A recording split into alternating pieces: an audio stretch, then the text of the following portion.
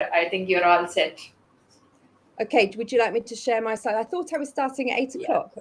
Before you start, let us give you a small intro on about yourself. Let our audience know who you are, and Okay. then the stage will be all yours. Melinda, would you like to introduce Alex? Yes. Hi, Alex. How are you? Very good, thank you. So, this is Melinda Roy, and this is my co host, Shruti. Thank you so much. We are so honored that you are being a third speaker for our virtual summit 2024. So, before you start your presentation, I would like to give a small introduction to the audience. Okay, after that, you can start your presentation. So, ladies and gentlemen, so Alex Webb is on the stage. So, welcome Alex Webb on the stage. So, esteemed guests and inspiring leaders, it is with great enthusiasm that I introduce our distinguished speaker for today, the accomplished Alex Webb. So, a seasoned business and leadership behavior coach, Alex brings a wealth of experience garnered from a diverse career in education, events, sports, TV, entrepreneurship, and technology, working with renowned clients such as Nectar, Sky, Vodafone, Coca Cola, Umro, Lego, AXA, and GSK. Wow. So, Alex's passion for empowering women leaders is evident in her creation of Resilient Women Leaders in 2020 alongside her business partner SkyGA. Recognizing the impact of imposter syndrome and the need for confidence, the initiative aims to develop the capabilities of women leaders, enabling them to navigate uncertainty and overcome barriers that hinder their full potential. Today, Alex will share her insights on leadership, resilience, and the journey to confident leadership. Please join in extending a warm welcome to the inspiring Alex Webb. Wow, that's really a wonderful presentation, introduction of Alex Webb. So the stage is yours. Thank you so much and good luck. Thank you so much, Alex. We wish you all the very best. Thank you very much, and good Yes. morning, everybody. I'm going to share my slides in a moment, but I just want to start with a question. And how many of you have suffered from lack of confidence over the years, whether that's professional or personal? And maybe ask yourself, how many of you have suffered with imposter syndrome? You know, that little voice in your head just saying, you're not good enough. Or you're thinking, God, someone's going to find me out in a moment. I shouldn't be here. It happens to us all, both men and women. So let me just share my screen. There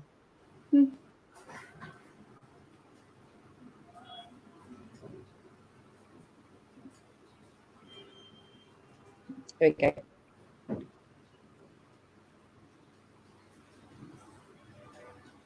Okay, can you see the large screen in front of you? Yes, perfect. Fantastic. All the best. Lovely. So why imposter syndrome and lack of confidence are preventing us from being resilient women leaders? So as I was introduced, my name is Alex Webb. I work with organizations and teams and leaders, really focusing on leadership and resilience. And I'm also the founder of Resilient Women Leaders. Now, in recent research back in March 2020 and 2023, we spoke to many women about these key barriers they faced that prevented them from reaching their true potential. And we had the same barriers coming up each time, both internal and external barriers. Lack of confidence and imposter syndrome were two of our top scorers in both sets of data. 2020, remember, was before COVID, and 23 was post-COVID. So self-belief and self-confidence were being knocked for a variety of reasons, whether that was due to a narrow view of leadership or because they weren't being heard, or they didn't have that ability to be able to step up to speak within their peer group, or they didn't have that confidence to do so. We also heard statements such as these, and I'm going to let you read them.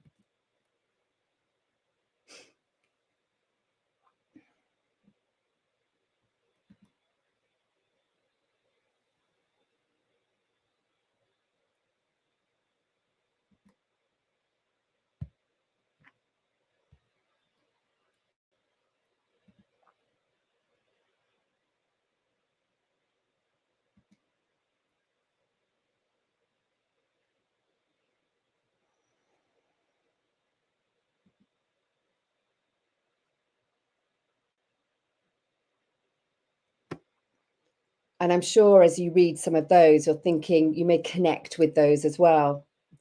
But for those of you who love data, and I'm sure there'll be some of you there, you can see clearly here in the red box that wherever individuals were on their career journey, so those different coloured posts are things like early careers, returning to work or transitioning into a more senior role, lack of confidence was playing a huge part in their thinking still, even as at any of the career stages. And it was the same with imposter syndrome, still playing a huge part. And that's exactly what happened to me. In 2015, my confidence and self-belief was incredibly low. Not something I'd actually experienced before, as I'd been a successful events director. And this was prior to having children. I'd always been a proactive and positive part of any team. But the job I was doing at the time was funded by the government, and I'm from the UK. Government changed back in 2015 and funding was cut for our specific programme. We were a small business. We had to pivot. And I was asked, there was 3 of us, I was asked whether I wanted to stay. And of course I said yes. I'd invested all this time in building these relationships. And also, who else would employ a mum of 2 who only wanted to work 3 days per week? I had no option, or so I thought. So I stayed for an additional 9 months, not really knowing where or how I was able to add value, but I did have a job and I suppose therefore I had a purpose. We seemed to have no real direction. So the work we did get to do, I didn't really know what my role was. I realised now that I wasn't using my strengths.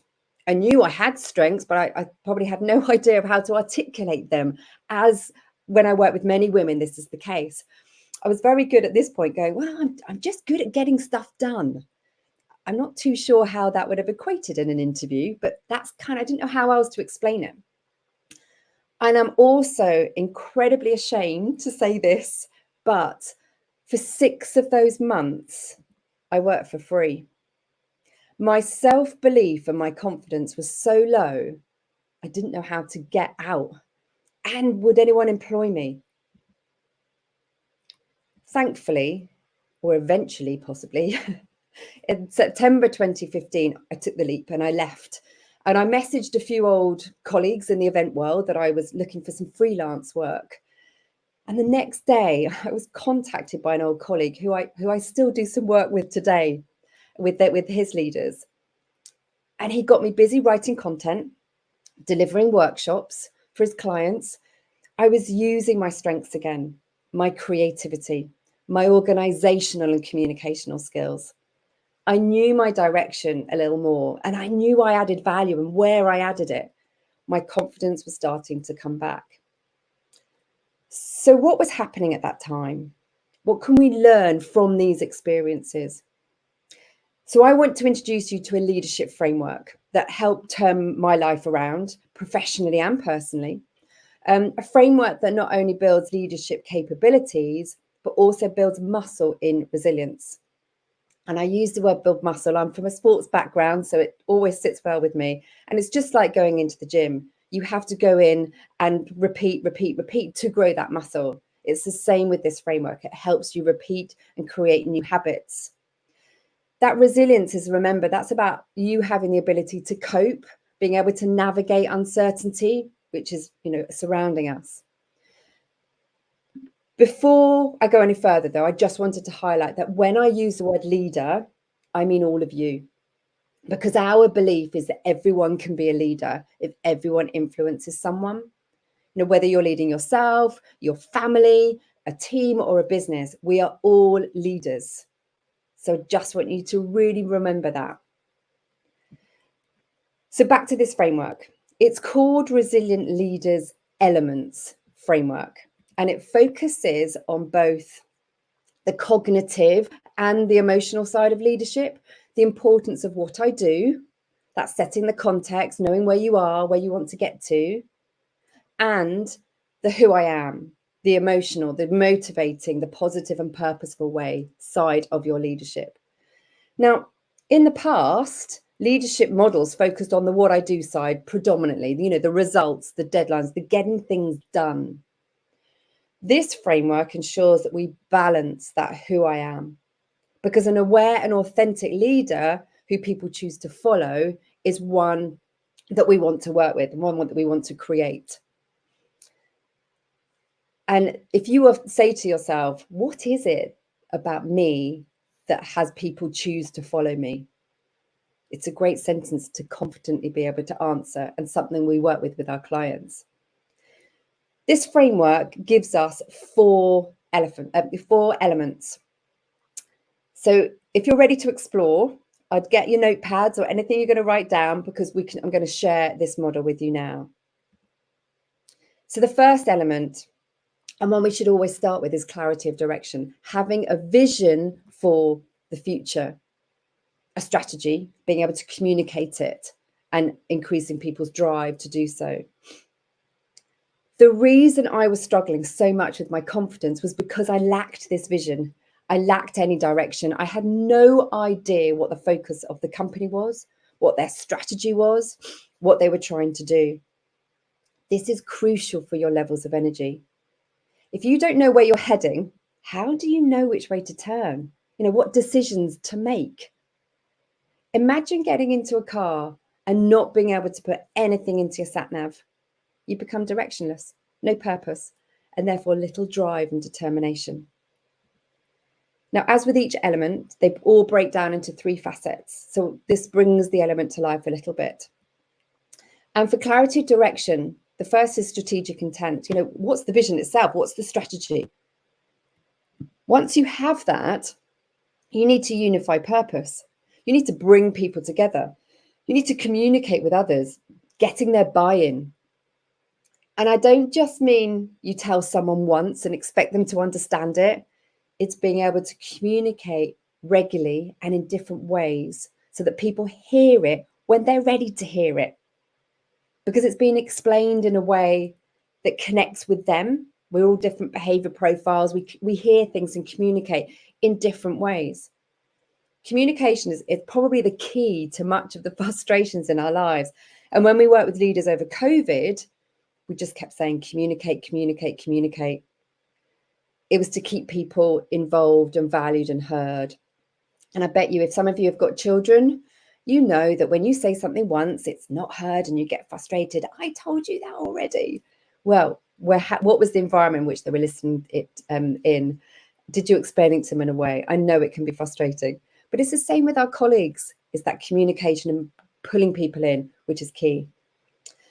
And when people know the part they're going to play in the vision, their levels of determination go up. They get energized. And I bet that for some of you, when you have a plan, you're energized and you're focused. And this is what we're aiming for. Because if you have strong clarity of direction, this is the impact.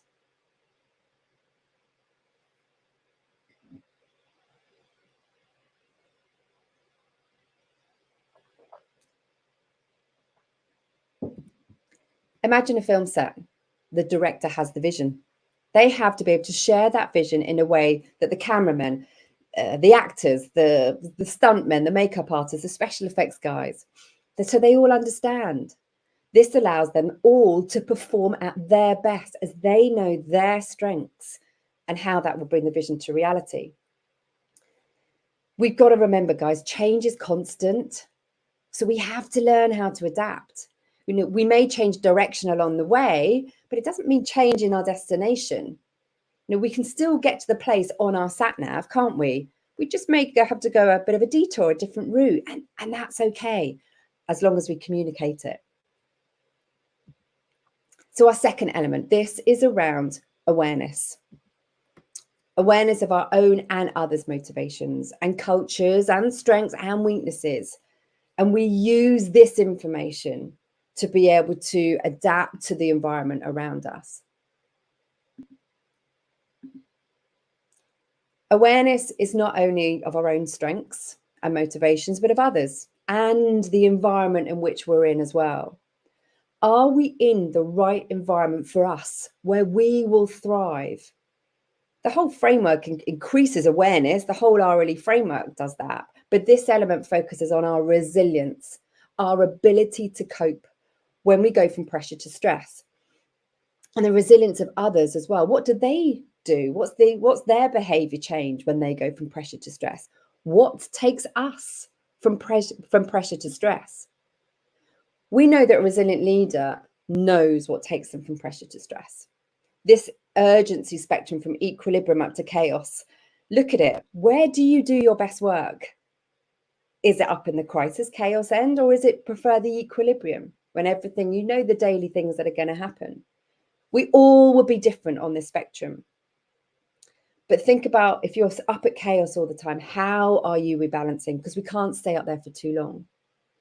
Are you giving yourself that time to rebalance and cope with what is currently in your life, to prevent overwhelm and burnout, which we see a lot when we're working with leaders? Do you know what happens when you go from pressure to stress? And what about those you work with? In my situation, I think I had little understanding of this element. I mean, I was very aware that I loved my sport and I used my sport to relieve any stress. But I then started feeling bad if I didn't train. And what I actually needed was just to give myself 10 to 15 minutes a day with a cup of tea to stop and sit, rather than rushing around all the time, trying to be everything to everyone. This was a big learning for me. I think I had a fear of people thinking I was lazy. But remember, if you don't look after yourself, you're no good to anyone. And I know there's some fantastic presentations today and tomorrow about how to help you looking after yourself even more. So to bring this to life, imagine you're driving.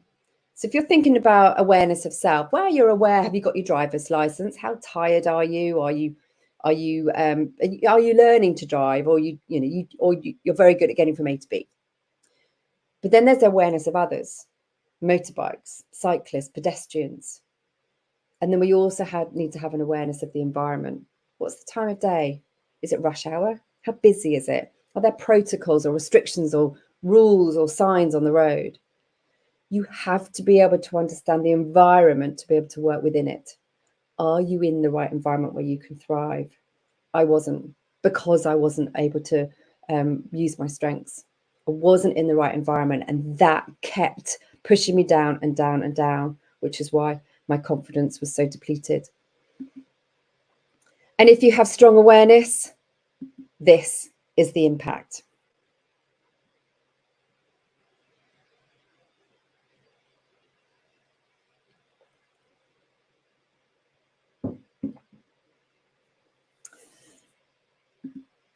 Our third element is leadership presence. How are we leading?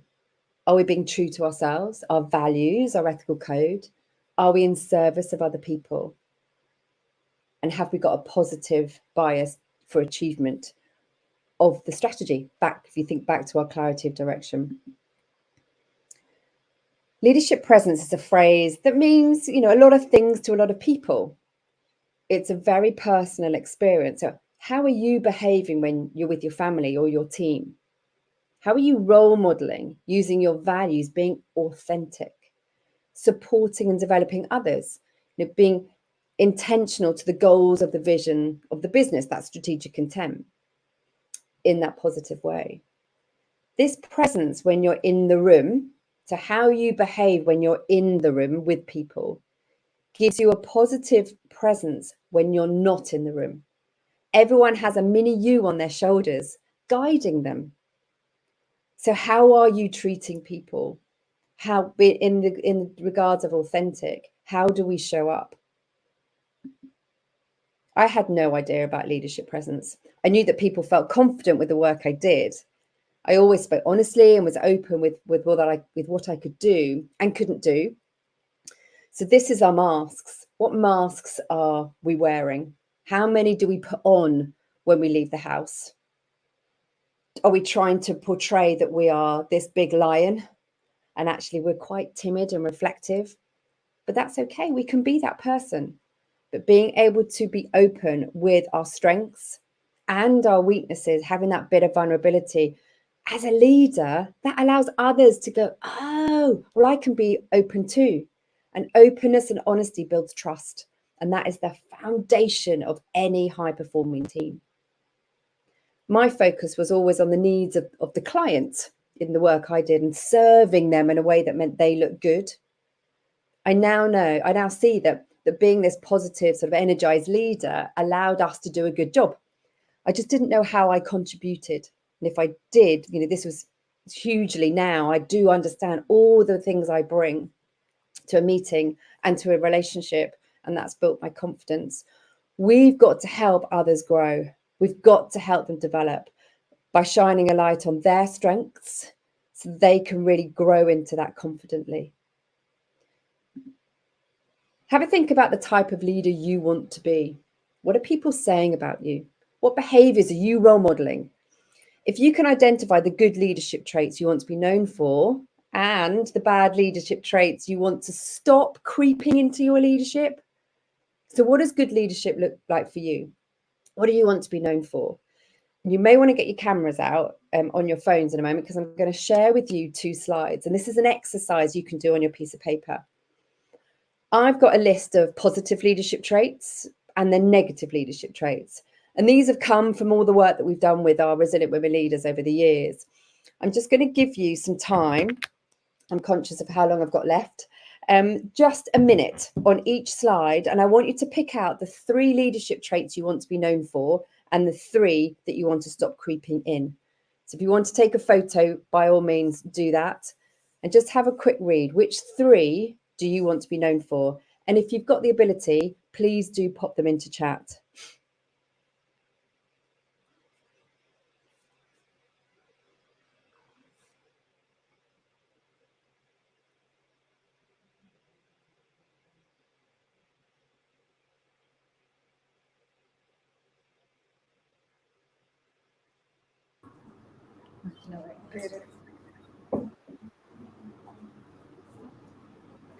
Thank you so much for the wonderful presentation. I'm not finished just yet. They're doing an exercise for me at the moment. I'm just giving them a minute just to write down what the 3 traits they want to be known for. How much time I've got? I feel I've got 7 minutes left. Is that right? Oh, sorry. When you're posting question, we thought you are done. So yeah, go ahead, please. Not yet. No, they're doing an activity.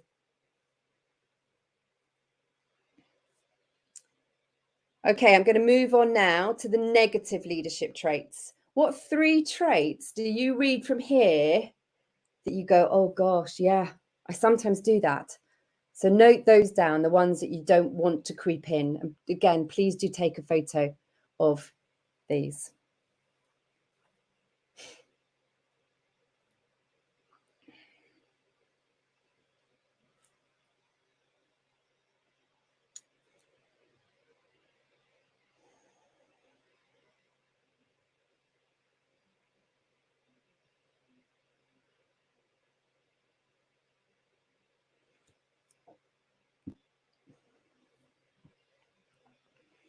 Okay, so I hope you've captured those. So have a chance, a bit of reflection in time, and spend a bit more time looking at these and really noticing what comes out in your leadership. So if we know that if we have good leadership presence, this is what happens.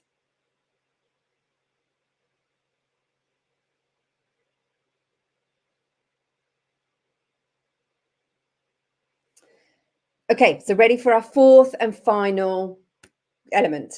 Now, we know that clarity of direction, we have awareness of self, others, and environment, and we start to understand our leadership presence.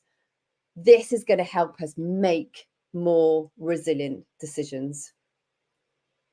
And the 3 facets are here are, well, decisions need to be versatile, robust, and creative.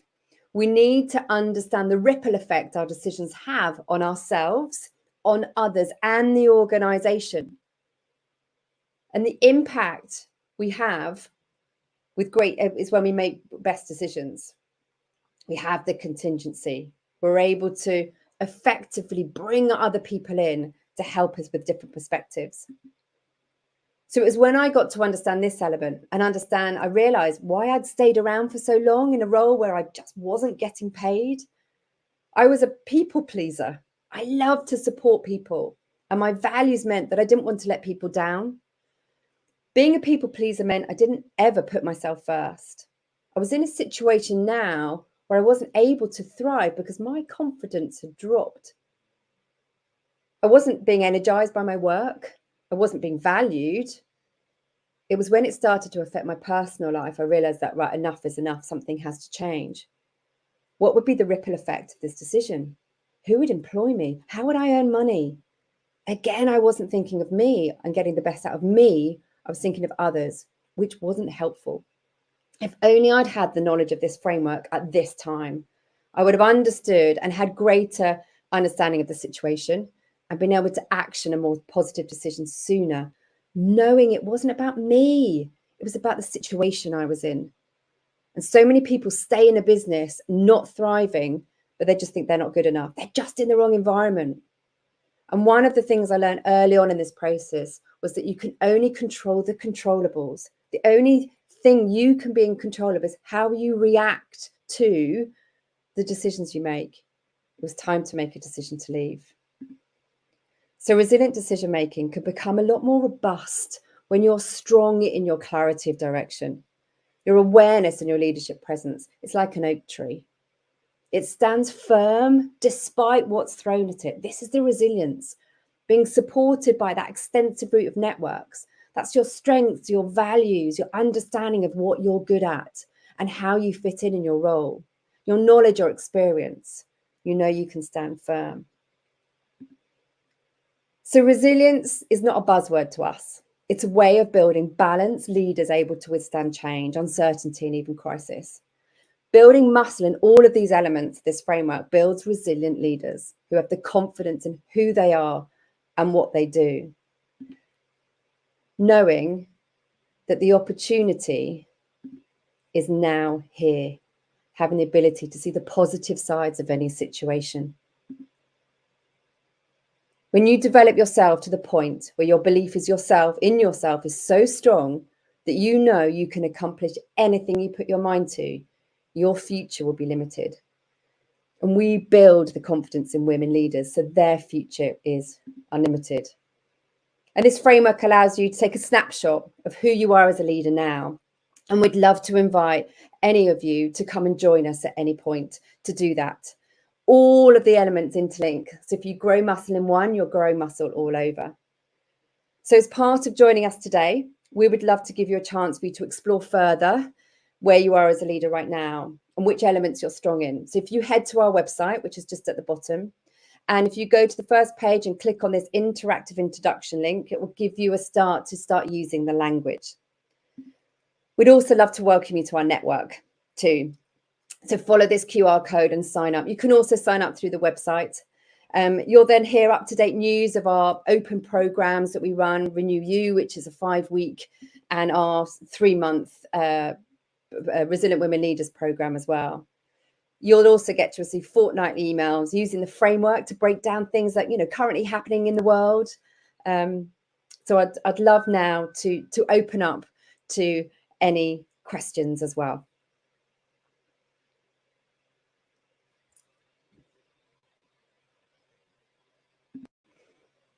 And I'm going to have a look. Oh, I've just come to look at the chat. Thank you, ladies, for writing in your traits, positive and negative.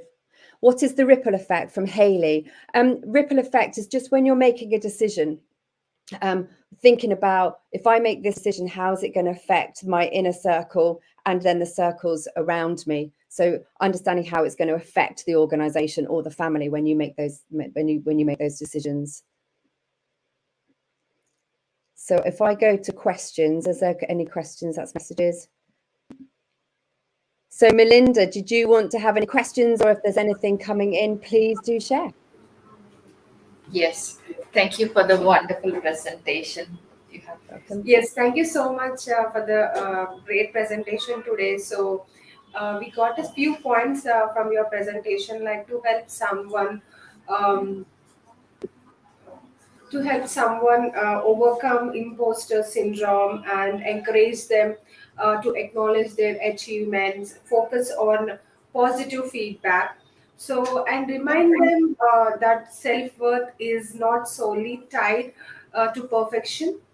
Okay, so encourage open conversations about their feelings and provide constructive feedback to build confidence. So yes, it's really a very good message to all the audience. So yes, we do have a question from our audience, Shruti. Yes, Okay, please. let me read out the question to you. In Okay. leadership roles, how does self confidence impact decision making and team management? What was the last bit? And team management, was that? Yes, that's correct. Um, in a lot of ways, because when we're not confident, we're not going to be confident, or one, we're not going to be confident in the decisions that we make because we're always thinking other people are going to be judging us. When we are confident, we know, if we're confident in our own strengths and we know our weaknesses, we can bring others in from our team, just to be able to say, I'm going to pick so I can say, right, Melinda, I know you are awesome at this, something I'm not so good at. Can I ask you to come and support me in this area of the work or the project that we're doing? You are a leader. And the biggest myth on leadership is you have to know everything and all the answers. You don't. You have to know your team and the strengths that they have, because they will help you with the answers and knowing that. So the hardest thing when you're managing a team is thinking, I've got to be everything. If you can be the role model that says, actually, I'm struggling today, or I got this wrong, really sorry, folks, I've messed up. Can someone help me and support me? Then you're giving the team permission to also say, I'm struggling. Can you help me and support me? It's that role model and openness that builds trust, and it takes time as well. It's not going to happen overnight. So building your self resilience and knowledge and awareness and being able to articulate your strengths. We help our leaders come up with a strength mantra to help them in those times as well, to give them that confidence and energy to be able to be that leader. I hope that's helped answer that question. Yeah, it was very well answered, Alex. We thoroughly enjoyed all your, key points which you stressed throughout your presentation. And also, ladies and gentlemen, that's her QR. You can take a screenshot of it.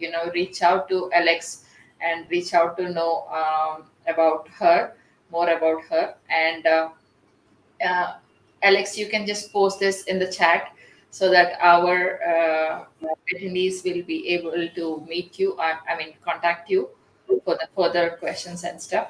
So thank you so much, and we thoroughly enjoyed your session. So thank you. Thank you very much. Lovely to meet you all. And please do connect with me. Our next program starts in April. So if anybody wants to join us, they're all virtual because we work with women globally. Yeah, definitely, for sure. Thank you so much. And I think with this, we will move on to our next session. Let's join May Sunita's session as she's ready with please encourage other speakers too. Thank you. Thanks a lot. Thank you.